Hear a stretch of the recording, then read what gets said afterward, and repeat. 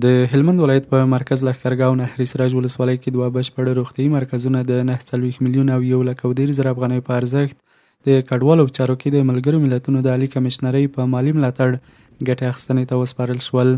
دغه روغتیایي مرکزونه د لښکرګاه ښار اړوند احمدشاهي مینې او د نهري سراج ولسوالۍ د یخچال سیمې لپاره جوړ شوي دي چې چارې یې د 1 کال په موده کې بشپړې شوي دي. د پروژې عملي چارې د عامې روغتیا ریاست او ښار جوړونې ریاست تر تخنیکي څارنې لاندې ترسره شوي دي. د هلمند د عامې روغتیا رئیس وایي هر روغتیایي مرکز 10 خدماتي خونې لري چې ناروغانو ته پکې بېلابېلې روغتیایي اسانتیاوې برابرې شوي دي.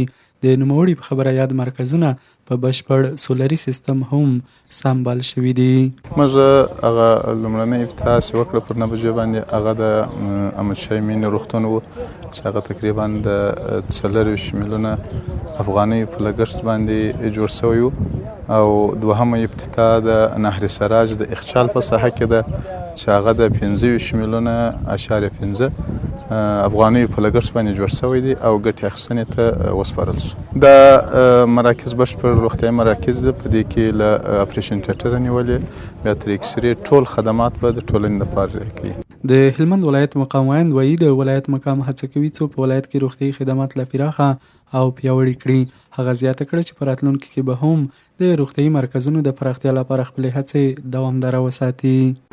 ستاسو د معلوماتو لپاره به ووایم چې د هلمند محترم حاجي والي صاحب هر ورځ بلا ناغه چې کله مقام ته راځي او هلته یا مسؤلین راځي یا د مؤسساتو مسؤلین راځي یا نور خیریه بنسټونه ډونران یا نور دې ته ورته اشخاص راځي، اولین خبره د صحت په برخه او د صحت د خدمت په برخه کې وي. دا وایي چې هلمند یو ډیر غټ پرنفوسه ولایت دی، اراضي ډیر زیاته ده، مساحت ډیر زیات دی. بل لور ته د هلمند د صحتمندۍ مؤسسې رئیس وایي دا مهال په هلمند کې 123 روغتیایي مرکزونه فعالیت لري چې له ډلې 3 د ولسوالیو په کچه لوی روغتونونه دي. د نوموړي په وینا د روغتیایي خدماتونو د پراختیا لپاره هڅې دوام لري.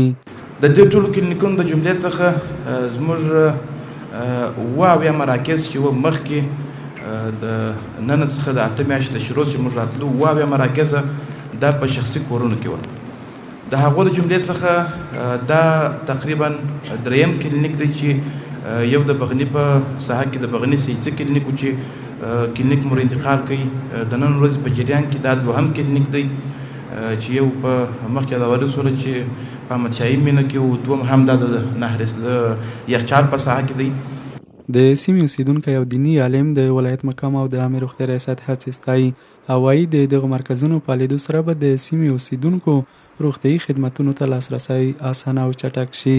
یقینا دغه خدمت لکه په دې 4 کاله چې سوی دی، په دې 60 کاله، په دې 25 کاله زموږ چې کم عمر دی په دغه کې موږ نه لیدلې ونه به یې ووینو.